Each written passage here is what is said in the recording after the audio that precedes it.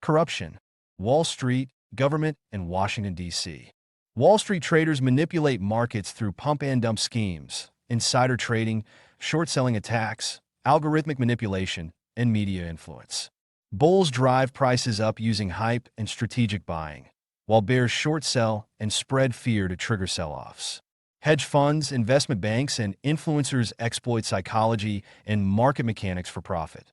Citizens are waking up to government and Wall Street manipulation, questioning propaganda, rigged markets, and political deceit.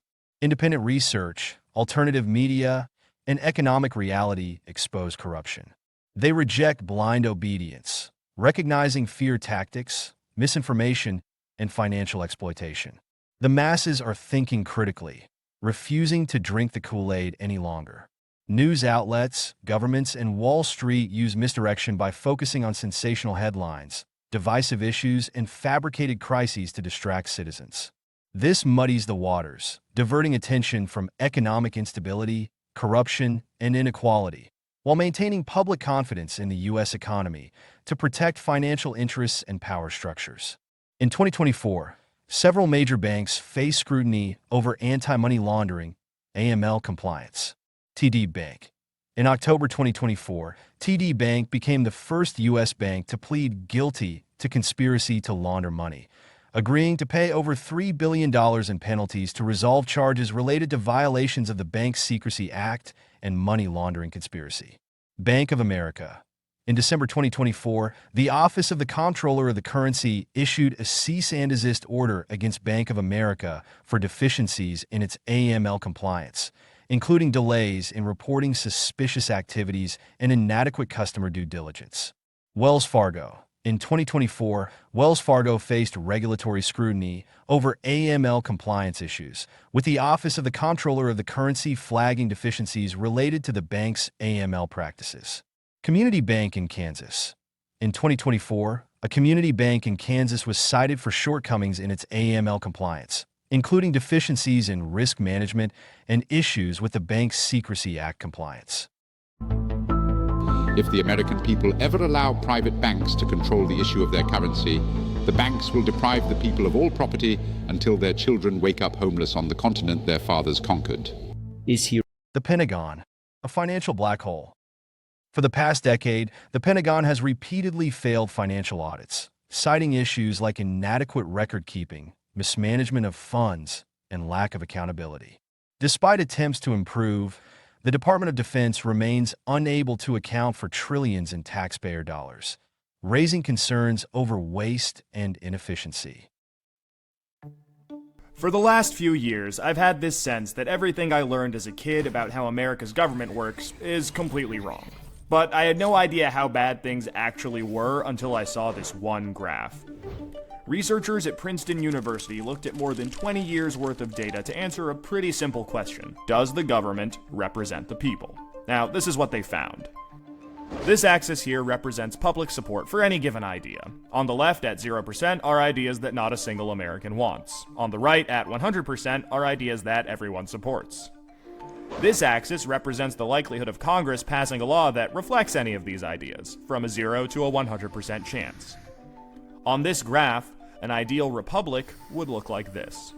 If 50% of the public supports an idea, there's a 50% chance of it becoming law. If 80% of us support something, there's an 80% chance. You get the idea. Now, most Americans would probably agree that, with a few exceptions, we should be as close to this ideal as possible. Unfortunately, the way America actually works doesn't even come close. Take an idea that nobody supports, literally nobody, and it has about a 30% chance of becoming federal law. Now, take an incredibly popular idea, the most popular idea this country has ever seen, and there's also about a 30% chance of it becoming law. This means that the number of American voters for or against any idea has no impact on the likelihood that Congress will make it law. Put another way, and I'm just going to quote the Princeton study directly here, the preferences of the average American appear to have only a minuscule, near zero, statistically non-significant impact upon public policy. So if you've ever felt like your opinion doesn't matter and that the government doesn't really care what you think, well, you're right. But there's a catch. This flat line only accounts for the bottom 90% of income earners in America. Economic elites, business interests, people who can afford lobbyists, they get their own line.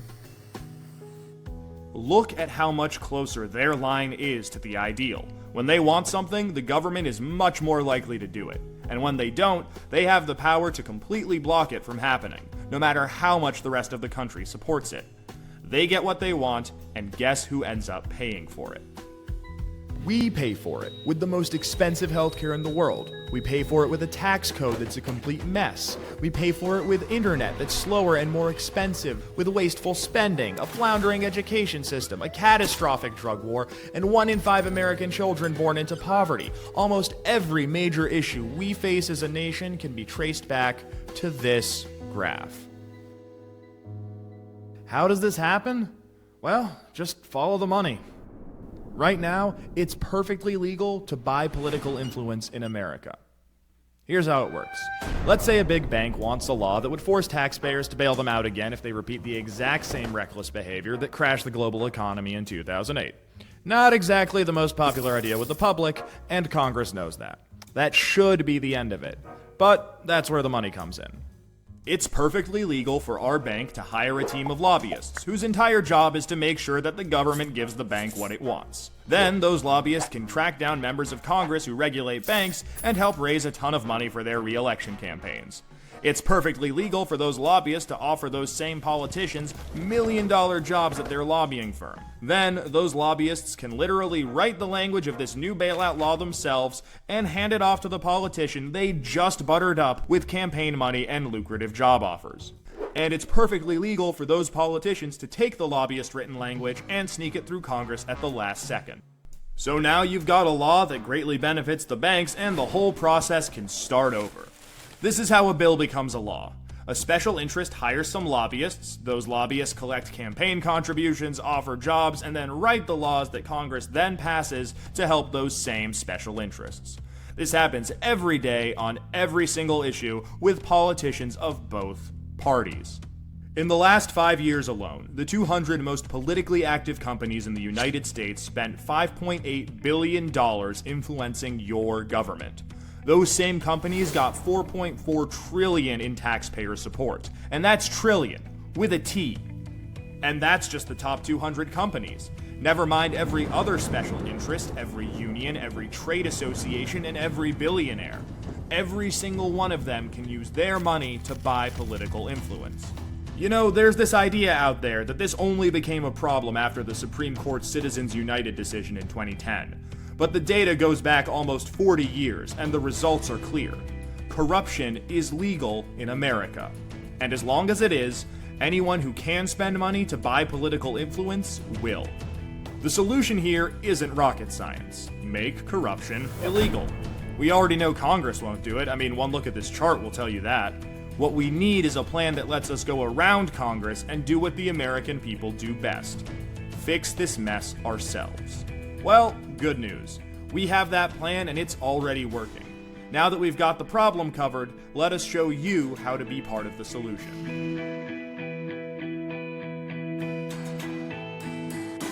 Here's a list of 20 of the most well-known examples of corruption in Congress, covering bribery, insider trading, campaign finance violations, and other unethical conduct. Abscam scandal. FBI sting caught congressmen accepting bribes from undercover agents posing as Arab businessmen. Keating 5. Senators intervened for Charles Keating, whose savings and loan collapsed, costing taxpayers billions. Congressional Post Office scandal. House members embezzled funds and engaged in fraud within the post office. Jack Abramoff scandal. Lobbyist Jack Abramoff bribed multiple congressmen for political favors, leading to major convictions. Duke Cunningham bribery. Representative Cunningham accepted millions in bribes from defense contractors for government contracts.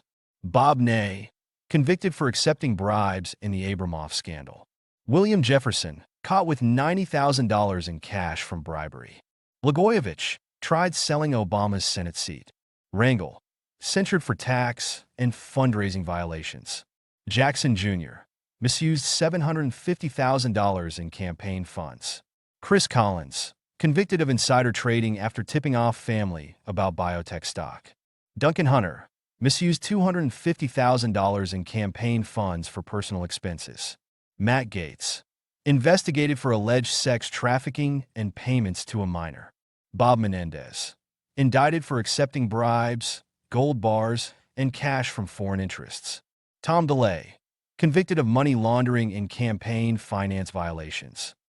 Richard Burr sold stocks after classified COVID-19 briefings avoiding losses. George Santos expelled for campaign fraud, identity theft, and financial misconduct. Aaron Schock resigned after misusing taxpayer funds for lavish personal expenses. Jim Traficant expelled for bribery, tax evasion, and racketeering. Alcee Hastings impeached as a judge for bribery before serving in Congress. Let's focus on George Santos for a minute, one of my personal favorites. George Santos, a former U.S. representative from New York's 3rd Congressional District, was expelled from Congress in December 2023 after the House Ethics Committee report accused him of defrauding donors and misusing campaign funds. Santos had fabricated significant portions of his biography to secure election, falsely claiming degrees from Baruch College and New York University and employment at Goldman Sachs and Citigroup. He also misrepresented his heritage, stating he was Jewish and a descendant of Holocaust survivors. In August 2024, Santos pleaded guilty to wire fraud and identity theft, admitting to embezzling donor funds and submitting false campaign finance reports. My point is, governmental, congressional, and Wall Street corruption, along with U.S. banks' money laundering, are systemic issues. These entities manipulate systems for financial gain, while distracting citizens with misdirection. The ongoing failures in accountability and transparency erode public trust, leading to widespread skepticism about economic stability and fairness. If you enjoyed this content, please consider subscribing to my channel. Thanks for watching.